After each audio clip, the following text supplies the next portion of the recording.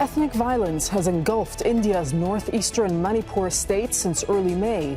More than 100 people have been killed and thousands displaced. So can New Delhi bring peace to this often overlooked part of the country? This is Inside Story.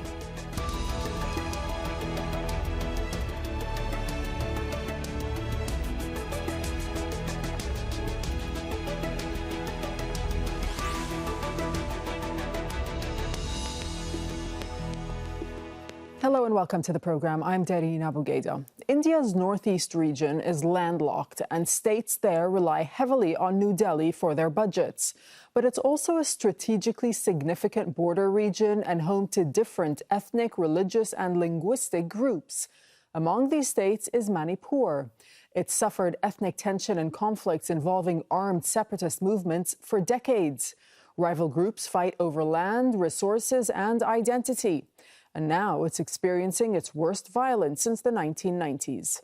We'll go to our guests in a moment. But first, Kulsum Sharif explains why long-running tension has escalated into violence.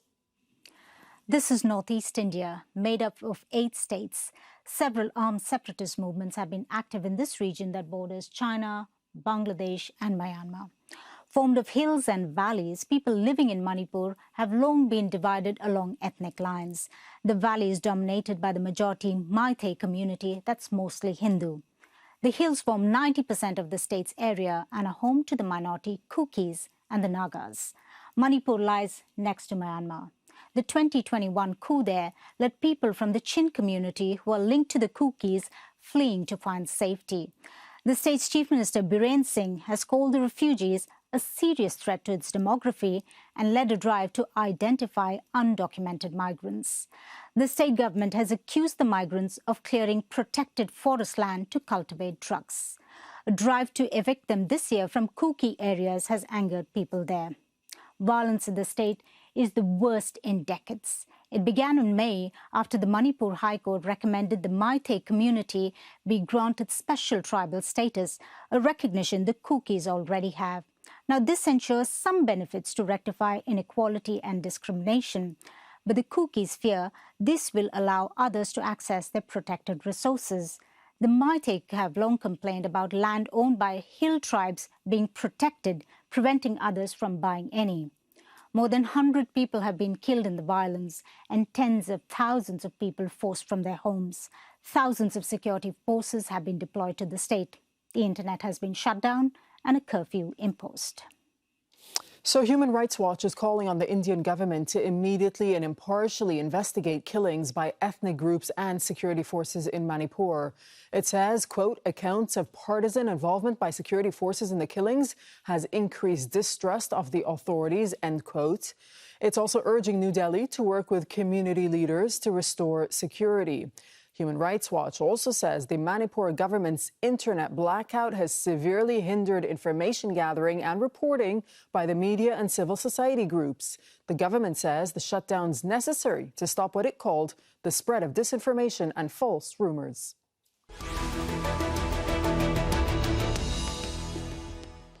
Let's now bring in our guest. Joining us from New Delhi is Bhagat Oinam, who's a professor at Jawaharlal Nehru University. He's also chairperson of the Special Center for the Study of Northeast India. In Guwahati is Namjaho Kipken, who's an associate professor of Indian Institute of Technology, Guwahati. His work focuses on ethnic identity, politics, and ethnic nationalism in Northeast India. And from Kolkata, we have Subir Bhowmik, who's a veteran journalist. He's recently been in Manipur state covering the conflict. Subir is also the author of 2 books on Northeast India, Insurgent Crossfire and Troubled Periphery. Warm welcome to you all. Thank you so much for your time. So, Subir, with the internet shut down, accurate information obviously could be hard to come by. So I'll begin with you because you were just in Manipur earlier this week. Tell us what you saw and what the situation was like. Well, it was a nightmare for journalists because you may be able to get a lot of information on a running story like this, but if you can't transmit it out, sending back the story to where you want to turns out to be a nightmare. That's number one. But apart from that, what adds to the whole crisis is that with this internet shutdown, it's a rumor mill all over the state. And rumors are flying thick and fast. And when that happens in such a combustible, sensitive situation, it adds to the tension, it adds to the points of conflagration, it adds to the intensity of conflagration, and it also adds to the duration of conflict getting extended. Right, but you had ears and eyes on the ground, so what did you see? No, it was very clearly evident that the state is still in the midst of substantial chaos. The law and order agencies are working. The Indian paramilitary forces are working. But there is obviously a major problem of coordination between the central paramilitary forces and the state police, which did not do very well when some policemen got carried away by ethnic passions and they took out weapons from the police armory and gave it to people of their own communities, which has now added to a serious problem. Now the central paramilitary forces are tasked with recovery of these weapons which went out of the police armory. But that's a very serious situation. When the police gets carried away by ethnic passions and get divided by ethnic passions, and weapons meant for police, authorized use of police personnel, goes out to rioters and mobs, that's a very dangerous thing, and it becomes extremely difficult to control it. That's precisely the case in Manipur. That you don't see the violence dying away anytime soon. The eruptions are taking place now and then, here and there. Why? Because a lot of people who should not have weapons, and they're out to settle scores. Okay, just stand by for a moment. Let me bring in Nam Jahao to tell us, let's take a step back and help us understand what's behind this current bout of violence, and how would you describe the current divisions? Are they primarily ethnic? Well, the situation, the unrest which is unfolding in the Manipur, one of the northeastern state of India, which border India and Myanmar, has been gripped by ethnic clashes between the dominant valley-based Meitei people and the Kuki-Jo communities who belongs to the settled tribe since May 3rd.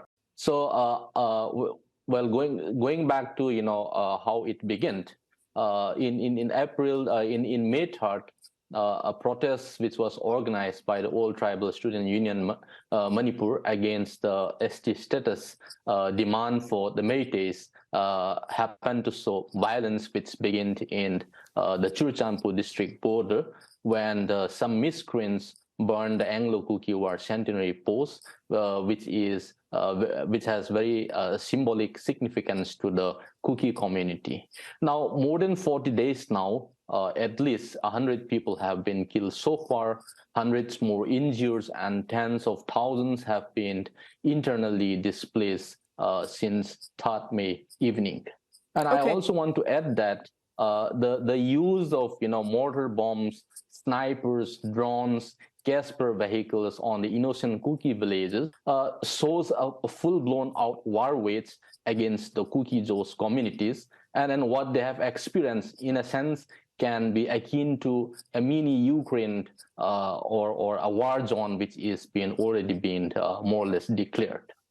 Let's bring in Bhagat to give us your point of view on the situation. And it sounds like the High Court's directive to the Manipur government seems to be the immediate trigger for the latest round of violence between the Meiteis and the Kukis. But to what extent do you think, or can you tell us about the anger that's been simmering for a long time now?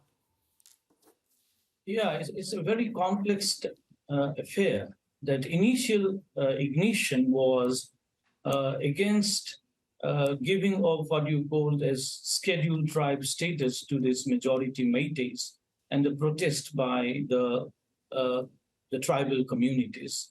It all happened in all the hill districts, but somehow the violence erupted, unfortunately, in the Kuki-Jo dominated areas.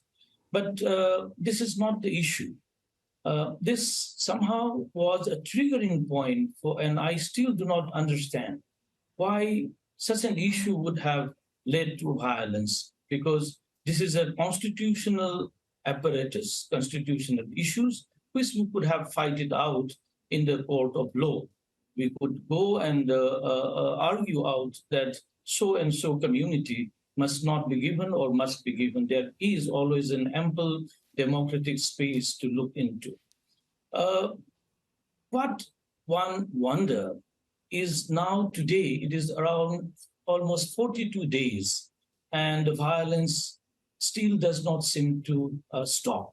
There is always a possibility of skirting of violence at any point of time. And this I see as twofold reasons. One is more of an ideological or political discourse, a conflicting discourse which has perpetuated this violence. And second is what is happening in the ground. So quickly to the first point is the Kuki-Jau communities, whose population is around 7 to 8 lakhs, had been asking for quite some time separate administration to be away from what you call the government of Manipur. Right. And on the other hand, the majority Métis are against separation of the territoriality of this state of Manipur, because it was a kingdom earlier before it became part of India. So when British left this part of the region, Manipur was an independent kingdom which became part of India in 1949. Okay, let me just jump in there, Bhagat, for the sake of time. Let me just jump in there with one more question to you before I bring in my other guests. I mean, how do you respond to claims that over the past few months, the Manipur government has reportedly taken actions and decisions which generate a sense of discrimination and insecurity among the Kuki community? Respond to those claims. There is no discrimination. I do not understand what that discrimination is all about. The issues of scheduled tribe status to be given to the majority Métis could always be discussed out through institutional mechanism. But I'm more concerned with the kind of violence that has been erupting for an issue which is not supposed to bring any violence at the end at this point. Okay, let me bring in Namjahao. Let me bring in Namjahao for a moment, because Namjahao, the Maite community, even though they constitute, as we were saying a moment ago, they constitute 53% of the population, they're only confined to about 10% of the land in the valley. So do you think that the disproportionate distribution between the Maite community and the tribes people is really the crux, or one of the cruxes of the problem? Yeah, because the demand for this ST status, the tribals does not have any issue or problem as such in the real sense of the term. But the more, the larger agenda, the larger problem which the tribal communities feel is that they are in a way apprehensive that if the ST status is being given to the Métis communities, who are much more advanced, who are much more politically dominant, and they also, represent, 40 seats out of the 60 seats of the state assembly. So they are in a way a much more, better and then,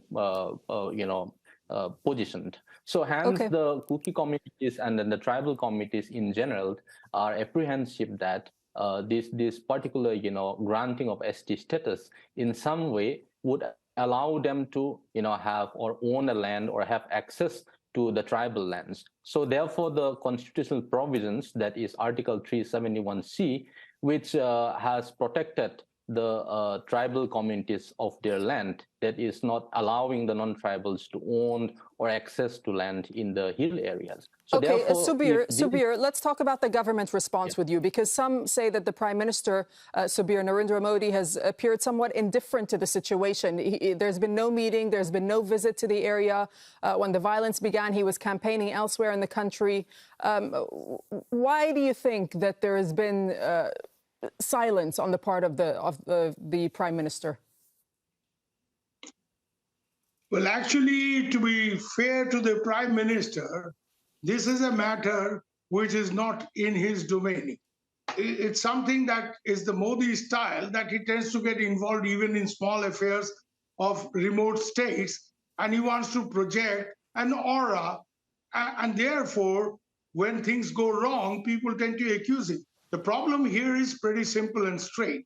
It's a complete failure of the state government, which incidentally is run by the BJP.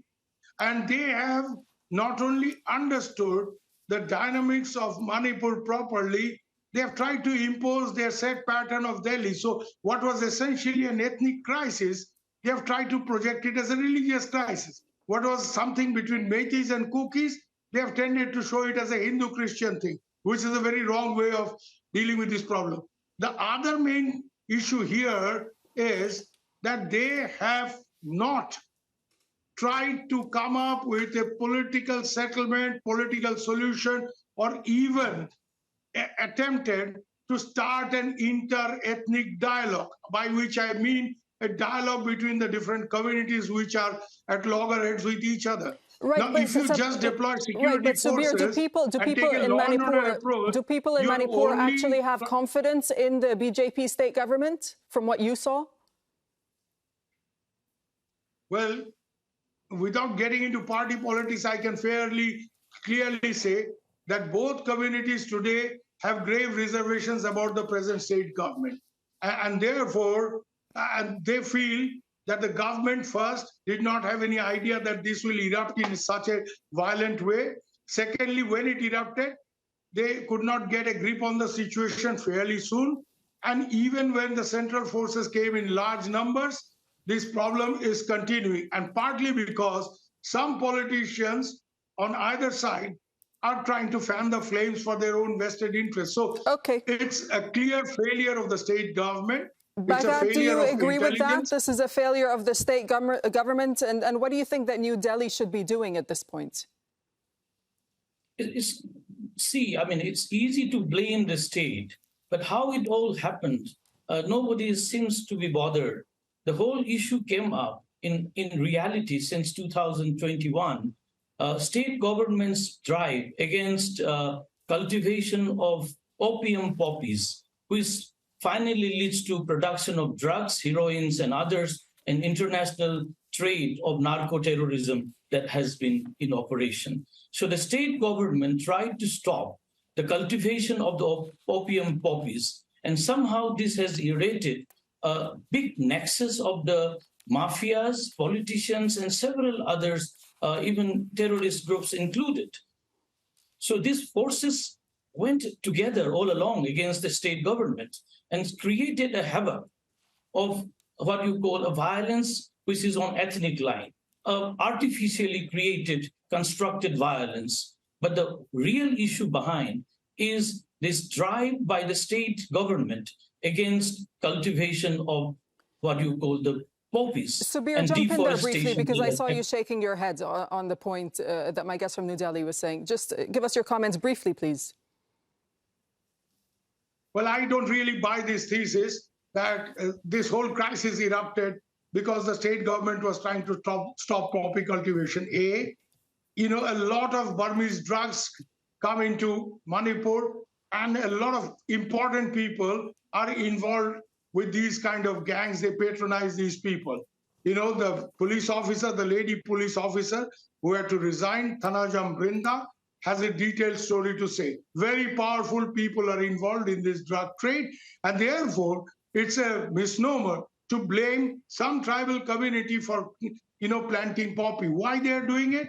Because there is no crop alternative which the government has been even able to give to this poor sort of tribal farmers. Okay, thank you for that. Let me bring in Nam Jauhao.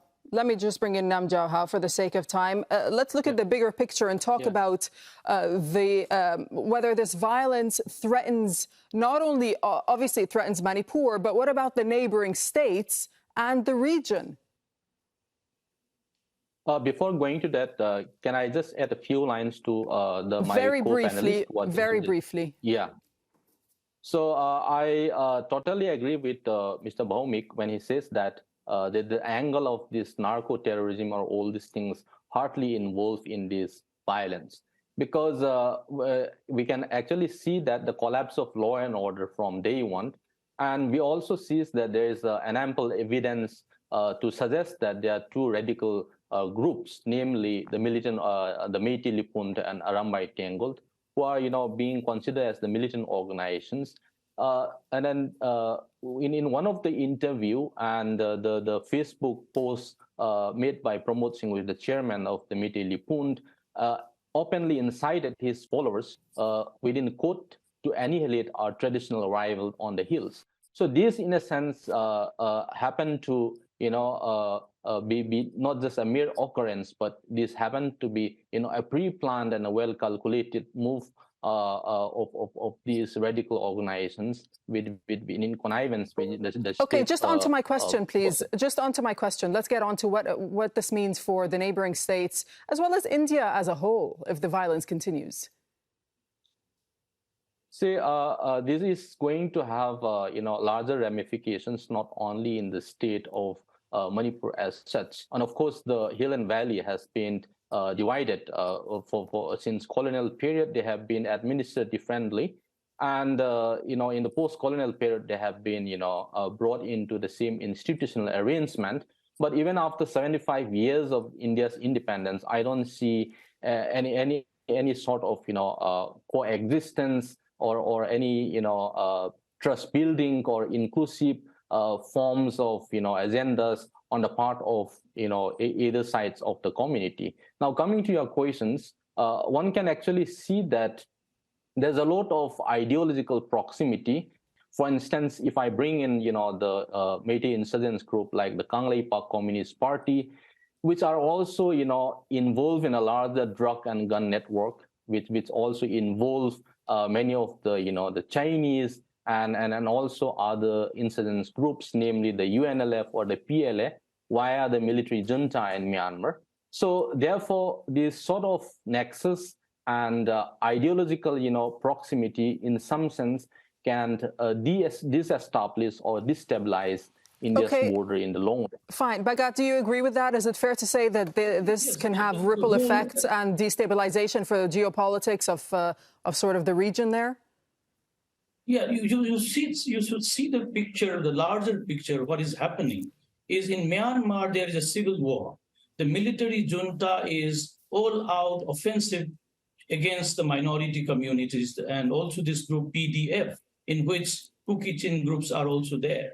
And many of these, both the militants as well as civilian population has moved into Indian side.